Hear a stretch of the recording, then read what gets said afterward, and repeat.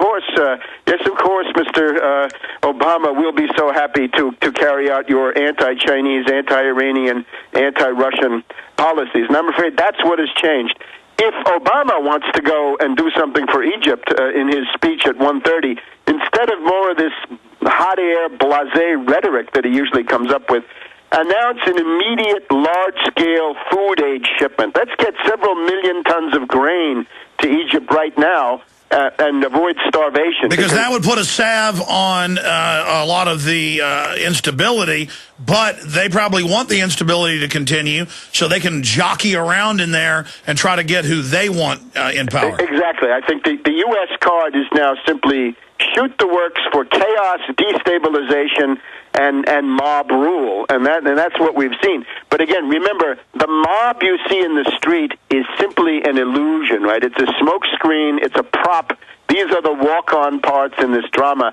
The real stuff goes on behind the scenes, and what kinds of threats were delivered to Mubarak, to Suleiman, to this Tantawi, to Enan, the head of the Egyptian military. That, I think, will be the interesting thing to find out. Well, let me just interject. Going back 3 weeks ago, the media kept saying he will step down today, creating a self-fulfilling prophecy to really bolster the destabilization and the protest. And they just kept announcing it. And then when they shot the works yesterday and Panetta said, oh, he'll step down today, and then Mubarak came out and gave a speech and didn't step down, you had called that yesterday on air, hours before it happened. You had said that he's trying to hold on right now, and that they've basically given him the order and already issued the threats, and that he still may not step down. But then when he did, that shows that there was incredible pressure being put on them. And we've seen Israel in the last 5 days threatening to basically invade or to attack Egypt, saying we're now on a war footing. But publicly, Israel's been claiming they have support for Mubarak. So yeah, again, probably a double policy. It's fairly common. But the thing that Mubarak has done, I think, in departing, whatever else he's done, is by staying and fighting for this 2-week period, Mubarak has established in front of the eyes of the world, this is a CIA coup. This is not this gaggle of nihilists in the square. This has nothing to do with these crowds.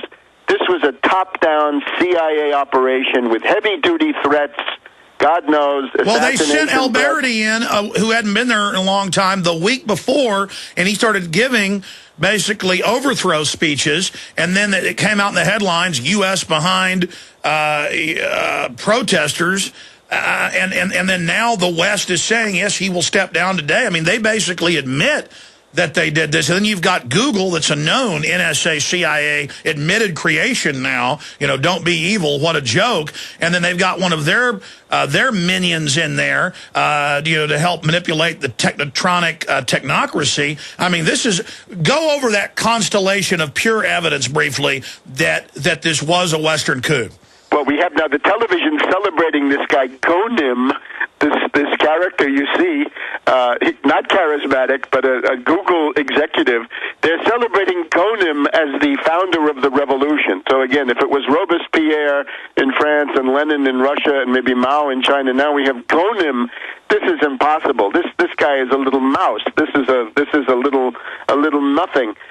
We also have this interesting fact that the main group among the young nihilists in the square is this April 6th organization, which happens to be a clone of the original Color Revolution group, which is the Otpor group in Serbia, left over from 1999-2000 when the U.S. and George Soros isn't hiding that. I mean, they're not hiding the fact that they're in there manipulating this. No, they exchange love notes in public on the internet. You can see what's left of Otpor, basically nothing. But the old veterans of Otpor are sending love notes to the April 6th and vice versa. And, of course, we also have the Daily Telegraph reports that the entire plan that we've just seen as far as the public square part, right, the people power aspect, all of this was worked out in the United States in late 2008 just as Obama was taking power here with a similar operation. Is what you said on air. You said they're shifting away from open military invasion and the conquering, and they're shifting to the Brzezinski model of destabilize, have revolutions, overthrow, and then out of the chaos, put your people in, and then use that country as a kamikaze against the next. And that will be one of Obama's main arguments to the Wall Street people when he comes around for contributions, saying, look, re-elect me because I give you everything you want without the expense of a war, without the upheaval, without the movements. The problem with that is that works fine on your own client state, right? You can stab your own ally in the back. That's easier than fighting Iran with a color revolution, whereas the Iranians, of course, fight back. The Chinese have fought back in the past, right, at Tiananmen. So it's much harder. What was the 888? I mean, that was admittedly a NATO situation. Was that a test of Russia? I'm sorry, which one? What was 888? I mean, was that a test of Russia? Why did they do that? What, the attack on Georgia? Yes. Well, this was simply it was an attempt by people from this Brzezinski orbit, or people who came from the Brzezinski orbit. This madman Saakashvili, fascist warmonger there in Georgia, went berserk and tried to start something. And this was simply an attempt, I think, to get the attention back towards the big strategic issues, which are things around Russia and China and India.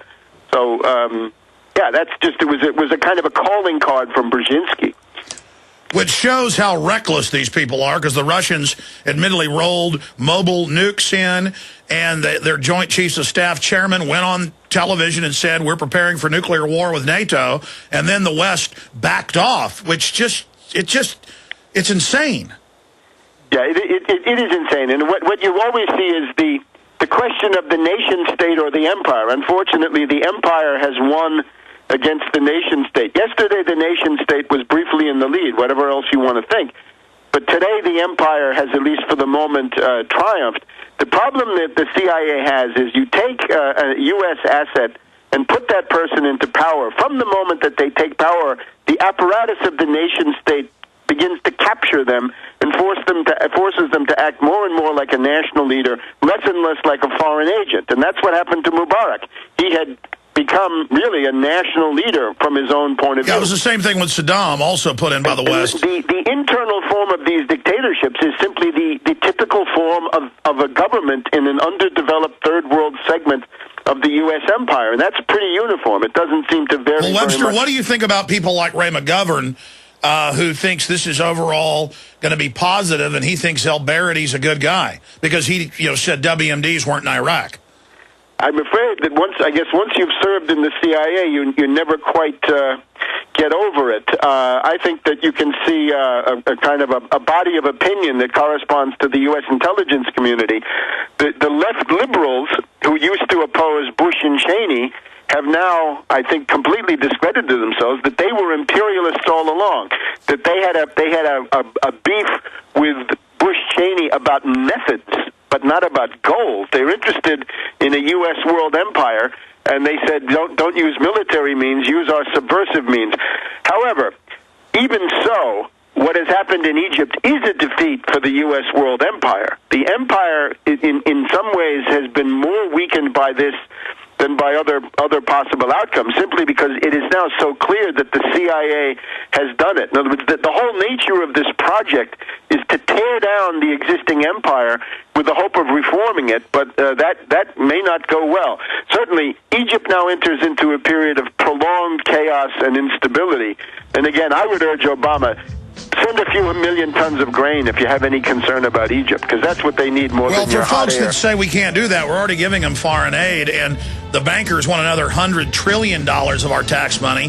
Why can't we give, $1 billion of grain to them if it stops a chain reaction that leads to Middle East-wide war? Webster, thank you so much for spending time with us. We'll talk to you again in the next few days as this unfolds. See you soon, and keep up with me on Twitter.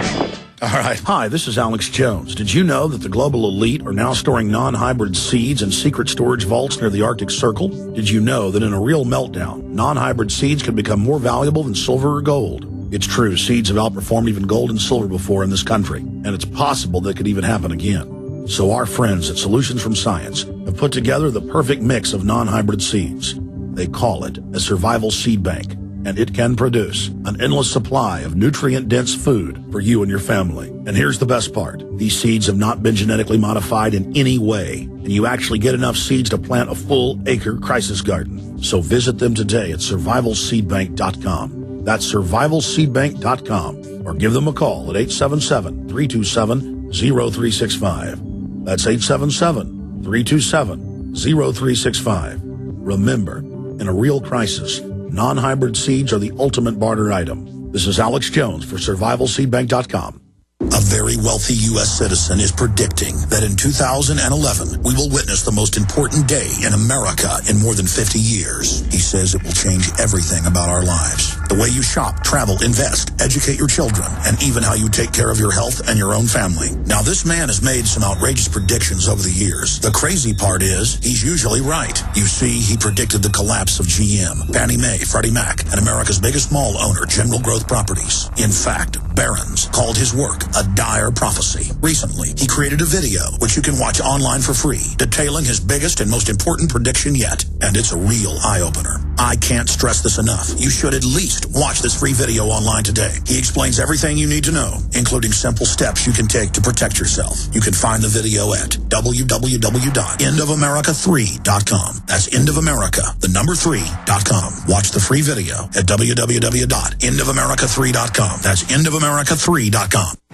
We all know that Berkey Water Purification Systems are the most trusted name in water filtration. As an authorized Berkey dealer for over 5 years and serving thousands of satisfied customers, the Berkey Guy offers amazing specials for Berkey Water Filtration Systems. The Berkey Light systems include a set of self-sterilizing and recleanable black purification elements that purify water by removing chlorine, pathogenic bacteria, cysts, and parasites to non-detectable levels and remove harmful chemicals such as herbicides and pesticides. Order the Berkey Light system today, complete with 2 black Berkey elements for only $209, and the Berkey Guy will include 3 Sport Berkey water bottles and ship everything to you free of charge. That's right, 3 Sport Berkey water bottles and free shipping. An $87 value, yours free. Call the Berkey Guy at 1-877-886-3653. That's 1-877-886-3653. Or order online at GoBerkey.com. That's GoBerkey.com today.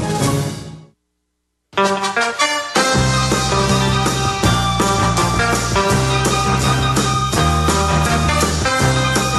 just want to say that our V for Victory campaign is now popping up on TV stations around the country. They're covering it.